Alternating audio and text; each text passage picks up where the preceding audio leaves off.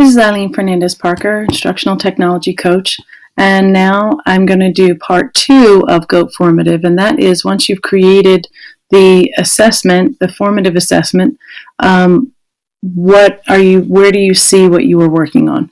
So up here in the middle, I'm going to go to Preview, and when I do the preview, I can see exactly what it's going to look like for the students.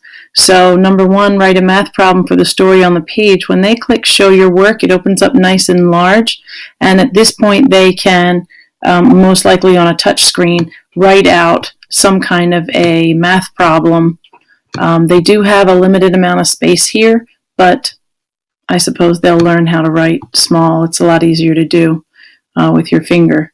So over here they can type information out as well right here. They can add images. So they have toolbars here. They can make the point, the thickness. They can change here.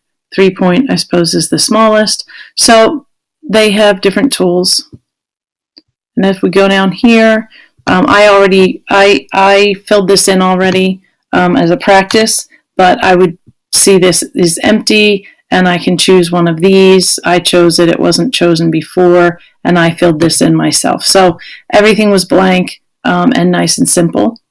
And then after that is done, I can go to View Responses. So I can see up here that I can look at everybody's number 1, which is really nice because sometimes you only know that everybody got one wrong when you're looking at it all at the same time. So I can see everybody's number 1, I can see everybody's number 2 and 3. I can also, you see how my name is here because I was the one who took the quiz. I can click on Hide Names, and when I do that, it enables me to show the kids as a group how we did. And that, again, seems very positive. Over here on the right, I can make the answers bigger too if I'm having trouble seeing them or if the kids are. And I can switch to number 4, and I can see it here. So for the longer questions, making it bigger might be helpful. And then after I've done that, I have this export feature here. So when I click on export, I can do a CSV or a spreadsheet, which is more like Excel, or I can go straight to Google Sheets. Now I only get 4 exports per month because I already did one. So when I click on Google Sheets, it's going to give me a link, and I link it to my account. And then once I click on the link, the export, I already opened it, and it's sitting right here. And it labels everything very nicely. I have a total score here. I have what my answer for question 1 was, and my score for 1, what 2 was, and my score for 2. So if I change this score, though, it doesn't change this score. So that's what I wanted to check and see. So if I end up with a 10 for this, it doesn't change my tally. But if you're good with spreadsheets, you can redo this formula without any problems. So over here I can assign it and I can share it.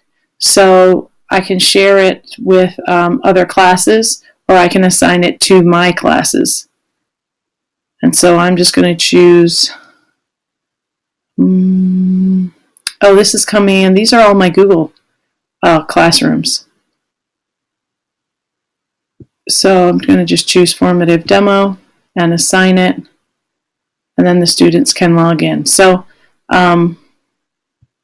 really powerful, really very cool program. And if I want to go back and change things, I can hit Edit. And once I hit Edit, I am right back here again.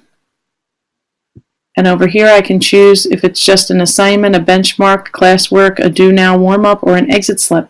So it's going to categorize them for me as well, which is really cool. So that's about it. I'm going to back up and go back to my dashboard, and my practice questions are here, and I'll be able to see these are all of the different classes that I have, and they're going to line up. So really powerful. All right.